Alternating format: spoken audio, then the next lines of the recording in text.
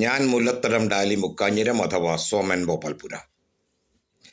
ഇന്ന് മാധ്യമങ്ങളിലൂടെ നാം കണ്ടുവരുന്ന വാർത്തകൾ നമ്മെ ഇരുത്തി ചിന്തിപ്പിക്കുന്നതും നാം പുറകോട്ട് അറിയാതെയാണെങ്കിലും ഒന്ന് പോകേണ്ട ആവശ്യവും ഉള്ളതാണ്.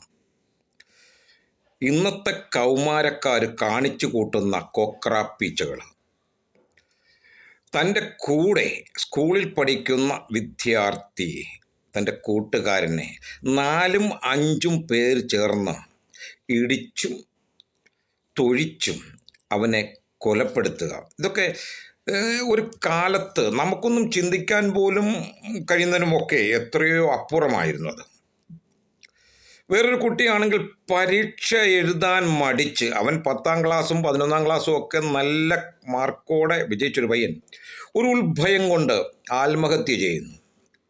വേറെ അല്പം പ്രായമുണ്ടെങ്കിൽ പോലും കൗമാരം ജസ്റ്റ് കഴിഞ്ഞതേ ഉള്ളൂ. അവനാണെങ്കിൽ അവൻ്റെ വേണ്ടപ്പെട്ടവരെയെല്ലാം കൊല്ലുന്നു, ചുറ്റിക്കൊക്കെ അടിച്ചിട്ട്.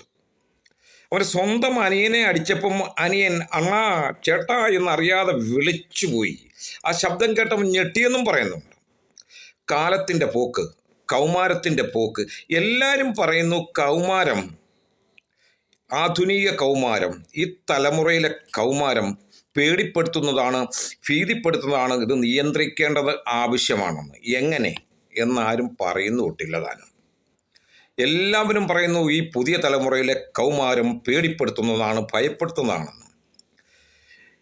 അതെങ്ങനെ നിയന്ത്രിക്കാൻ സാധിക്കും? അങ്ങനെയെങ്കിൽ പഴയ കാലത്ത് ഇങ്ങനെ കൗമാരകാലത്തുണ്ടായിരുന്നില്ല എന്നൊരു ഓർമ്മപ്പെടുത്തലും ആവശ്യമാണ്. കാരണം അന്നൊക്കെ സ്കൂൾ വിട്ടൊക്കെ ഇങ്ങോട്ട് വന്നു കഴിഞ്ഞാൽ ബുക്ക് ഇവിടെ എറിയുന്ന ഇതിലെ പുസ്തകവും ബുക്കും പെൻസിലും പേനയും ഒക്കെ എങ്ങോട്ടാണ് എടുത്തെറിയുന്ന ഇതിൽ ഒറ്റ പോക്ക പുഞ്ചപ്പാടത്തോട്ടൊക്കെ കളിക്കാനും അവിടെ നമ്മുടെ കൂട്ടുകാരൊക്കെ വന്നിരിക്കും. അവരോടൊപ്പം കളിക്കുക. സ്പോർട്സ്, അതായത് പന്ത് കളിയാണെങ്കിൽ തലപ്പന്ത് കളി, ബോളൊന്നും മേടിക്കാൻ പൈസയൊന്നും ഉണ്ടായിരിക്കത്തില്ല. ആ തലപ്പന്ത് കളിയാണ്, കിളികളിയാണ്, കിളിത്തട്ട് കളിക്കുകയാണെങ്കിൽ അങ്ങനെയൊക്കെയുള്ള കാര്യങ്ങൾ സന്ധ്യാസമയത്ത് സ്കൂൾ വിട്ട് വന്നു കഴിഞ്ഞാൽ ഒരു ലഹരിയായി ആ സ്പോർട്സിനെ അങ്ങ് മാറ്റുമായിരുന്നു. ആ കായിക വിനോദങ്ങളൊക്കെ ഒരു സ്പോർട്സ് അതൊക്കെ അന്നൊരു ലഹരിയാക്കി മാറ്റിയെടുത്തു. ഇന്നത്തെ പോലെ മറ്റ് ലഹരിയിലേക്ക് പോകാതെ അതൊരു ലഹരിയായി മാറ്റിയെടുത്തത് കൊണ്ടാണ് അന്നത്തെ തലമുറയിൽ ഇതുപോലെയുള്ള കുഴപ്പങ്ങൾ വരാതിരുന്നാണ് എൻ്റെ കാഴ്ചപ്പാട്. അതുകൊണ്ട് കുട്ടികളെ, നമ്മുടെ കുഞ്ഞുങ്ങളെയൊക്കെ അവർക്ക് ഇഷ്ടപ്പെടുന്ന കായികമാണെങ്കിലും കലയാണെങ്കിലും അതിലോട്ട് തിരിച്ചു വിട്ടാൽ ഒരു പരിധിവരെ നിങ്ങൾക്ക് മക്കളെ നിയന്ത്രിക്കാൻ സാധിക്കും. പക്ഷേ ഇന്ന് സന്ധ്യയ്ക്ക് വന്നാൽ ഉടനെ തന്നെ അവനെ സ്കൂൾ ട്യൂഷന് പറഞ്ഞു കൊടുക്കുക. അയ്യോ, അവനെ വലിയൊരാളാക്കണം, ഡോക്ടർ, എൻജിനീയർ, അതിൽ MB, ഏറ്റവും കുറഞ്ഞ MB, അതിലും കുറഞ്ഞൊന്നും ഇല്ല. ഇത് മുന്നിൽ കണ്ട മാതാപിതാക്കള് കുഞ്ഞുങ്ങളെ അവരുടെ താല്പര്യങ്ങൾക്ക് വഴങ്ങാതെ ഈ അപ്പൻ്റെ അമ്മയുടെയും താല്പര്യങ്ങൾക്ക് അവർക്ക് മറ്റുള്ളവരുടെ മുമ്പിൽ എന്തൊക്കെയാണെന്ന് തീർക്കുവാൻ വേണ്ടി അവൻ്റെ കൗമാരത്തെ കഴുത്ത് മുറിക്കുമ്പോൾ അവൻ അറിയാതെയാണെങ്കിലും മറ്റൊരു ലഹരിയിലേക്ക് പോയെങ്കിൽ പകുതിയും കുറ്റക്കാരി അപ്പനമ്മമാരൊക്കെ തന്നെയല്ലേ. അവൻ ഇതുപോലുള്ള കാര്യങ്ങൾക്ക് എവിടെ സമയം കിട്ടിയാൽ തന്നെ അവനൊരു മൊബൈൽ പിടിച്ച് ഏൽപ്പിക്കുകയാണ് പതിവ്, അല്ലേ? അവന് നഷ്ടപ്പെടുന്നത് അവൻ്റെ കൗമാരം. തൊട്ടടുത്താണ് സ്കൂളെങ്കിലും അവനെ ആ ഹോസ്റ്റലിൽ താമസിപ്പിക്കുന്ന ചില സംസ്കാര സമ്പന്നരായവരുണ്ട്. അവർക്ക് അതൊരു ഗമയാണ്. എൻ്റെ മോനെ ഇവിടെ ഇന്ന ഹോസ്റ്റലിൽ താമസിച്ചാണ് പഠിക്കുന്നത്, നല്ലപോലെ പഠിക്കാൻ ഏൽപ്പിച്ചു. അവൻ്റെ കൗമാരം അപ്പനോടും അമ്മയോടും അനിയനോടും പെങ്ങന്മാരോടും തല്ലും വഴക്കും ഒക്കെ കൂട്ടി ജീവിക്കേണ്ടതിന് പകരം അവനെ ഹോസ്റ്റലിലാക്കിയാൽ അവൻ്റെ കൗമാരം നഷ്ടപ്പെടുമ്പോൾ അവൻ മറ്റൊരു രീതിയിലേക്ക് അവൻ മാറിയെങ്കിൽ, മറ്റൊരു ലഹരിക്ക് അടിമപ്പെട്ടു പോയെങ്കിൽ ഉത്തരവാദി അപ്പനും അമ്മയും കൂടിയല്ലേ. കുഞ്ഞുങ്ങളെ സ്പോർട്സ് ആൻഡ് ആർട്സ് അവരെ കലയിലും കായിക രീതിയിലേക്കൊന്ന് മാറ്റിയെടുക്കാൻ ശ്രമിക്കുക. പിന്നെ അന്നത്തെ കാലത്തെ അധ്യാപകരുടെ കയ്യിലോട്ട് ചൂരലുണ്ടായിരുന്നു അവരുടെ കയ്യിൽ. ഇന്നത്തെ അധ്യാപകരുടെ കയ്യിലോട്ട് ചൂരലൊന്ന് കൊടുത്തേ പകുതിയും മാറിക്കിട്ടും. ഈ ലഹരിയൊക്കെ വേറൊരു വഴിക്കോട്ട് ഓടും. അന്നത്തെ ഞങ്ങളുടെ അധ്യാപകരൊക്കെ ഞാൻ പ്രത്യേകിച്ച് നന്ദിയോടെ ഓർക്കുന്നു. ഞാൻ പായിപ്പാട് ഗവൺമെൻറ് ഹൈസ്കൂളിലാണ് പഠിച്ചത്, ഗവൺമെൻറ് സ്കൂളിൽ തന്നെ. അന്ന് ക്ലാസ്സൊക്കെ നടക്കുമ്പോൾ കണ്ണൊന്ന് പാളി നോക്കുമ്പോൾ വരാന്തയിലൂടെ ചൂരൽ വടി നടക്കുന്ന ജോസഫ് സാറിനെയും ഏബ്രഹാം സാറിനെയും ഒക്കെ ഇന്നും ഇന്നും ആ കൺമുൻപിൽ നിന്ന് മാറുന്നില്ല. അല്പം ഭയത്തോടെ തന്നെ അന്ന് ഓർക്കുന്നുണ്ടായിരുന്നു. അധ്യാപകന്റെ സമയത്ത് 8 തൊട്ട് 4 അല്ലെ 10 തൊട്ട് 4 വരെയുള്ള സമയം മാത്രമല്ലായിരുന്നു അവർ അധ്യാപകർ. അതിനുശേഷവും അവർ അധ്യാപകരൊക്കെ തന്നെയായിരുന്നു. അങ്ങനെ ചൂരൽ കൊണ്ട് കൊടുത്ത് അടിമേടിക്കാതെ ഒറ്റ വിദ്യാർത്ഥികളില്ല. എത്ര ഉന്നത പദവിയിലെത്തിയവർ പോലും ഈ അധ്യാപകരുടെ കയ്യിൽ നിന്ന് അടിമേടിച്ചവരൊക്കെയാണ്. പുതിയ തലമുറയിൽ ഈ അധ്യാപകർ എടുക്കാൻ മടിക്കുന്നത് പേടികൊണ്ടല്ല. പിള്ളേർ ഇനിയും ഉന്നതങ്ങളിലേക്ക് ഉയരണമെന്ന് ആഗ്രഹിക്കുന്നവർ തന്നെയാണ് അധ്യാപകർ. പക്ഷേ ഇവിടെ മാതാപിതാക്കൾ വന്ന് ചൂടാകും. സാർ എത്ര വരെ പഠിച്ച? സാർ BA BEd അല്ലേ? എൻ്റെ മോനെ ട്യൂഷൻ പഠിപ്പിക്കുന്നത് MA MEd PhD ഹോൾഡറാ. വേണ്ട, ഞങ്ങളെ അറ്റൻഡൻസിന് വേണ്ടി സ്കൂളിൽ വിടുന്നു. ഇങ്ങനെ പറയുന്ന ഒരു സംസ്കാരമുള്ള ഒരു പുതിയ തലമുറയിലെ പൊങ്ങച്ചന്മാരായ ചിലരുണ്ട്, ചില മാതാപിതാക്കൾ.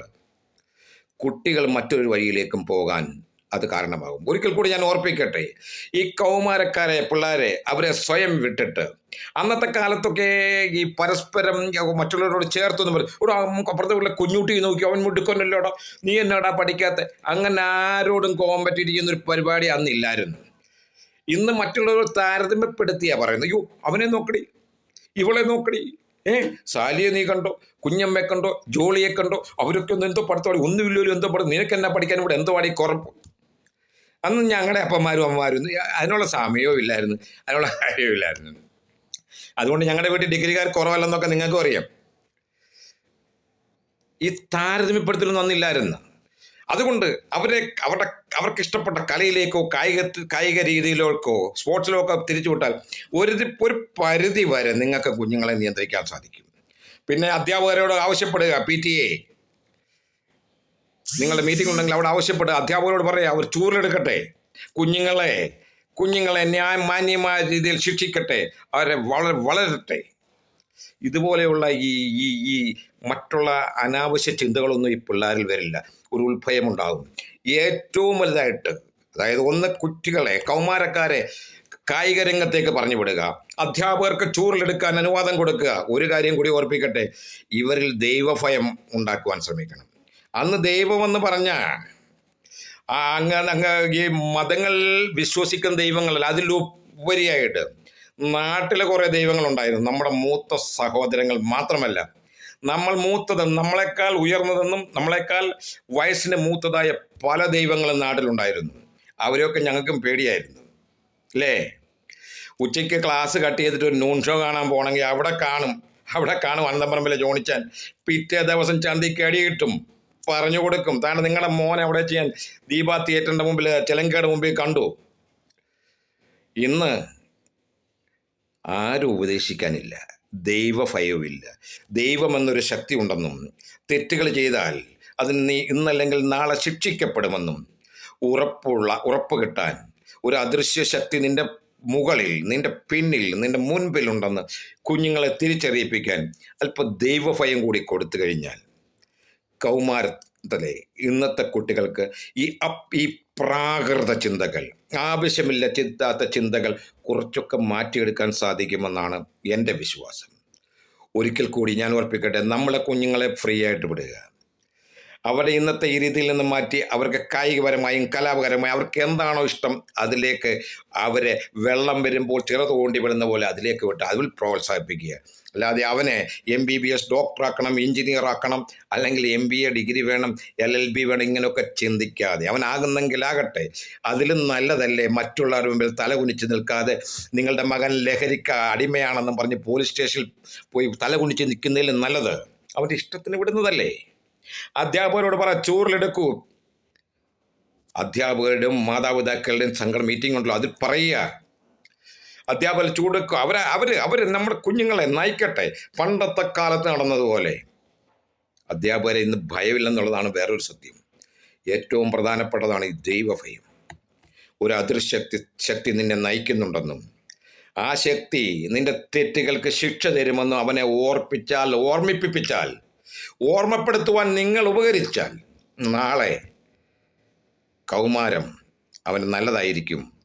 നിങ്ങൾ അവനെ ഓർക്കും, അവൻ നിങ്ങളെ ഓർക്കും. പുതിയൊരു തലമുറയെ വാർത്തെടുക്കാൻ നമുക്ക് ശ്രമിക്കാം. അയ്യോ അയ്യോ എന്ന് നെഞ്ചത്തടിച്ച് കരഞ്ഞിട്ടല്ല, എന്തെങ്കിലും ചെയ്യാനായിട്ട്. അധ്യാപകരോട് ചൂറിലെടുക്കാൻ പറയൂ. നമ്മുടെ കുഞ്ഞുങ്ങളെ കായിക രംഗത്തേക്ക് പറഞ്ഞു വിടൂ. അവരെ പഠിപ്പിക്കൂ. മകനെ, ഒരു സദൃശ്യ ശക്തി ഈ ലോകത്തിലുണ്ട്. പാടില്ല, നീ ചെയ്തത് തെറ്റാണ്, നീ ചെയ്തത് തെറ്റാണെന്ന് അവനെ ഓർപ്പിപ്പിക്കും. ഇത് മൂന്നും ഒരേ രീതിയിൽ വന്നാൽ ഒരു പക്ഷെങ്കിൽ ഉറപ്പില്ല, ട്രൈ ചെയ്തുകൂടെ? ഞാൻ മുല്ലത്തറം ഡാലി മുക്കാഞ്ഞിരം അഥവാ സോമൻ ഭോപ്പാൽപുര.